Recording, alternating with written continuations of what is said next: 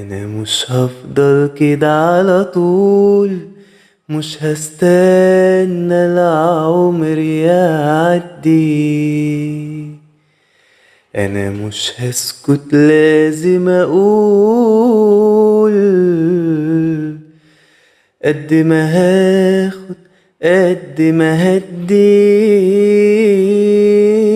انا دلوقتي براجع نفسي قبل ما الايام تفوت، وعشان حاجات تعيش حاجات كتير لازم تموت.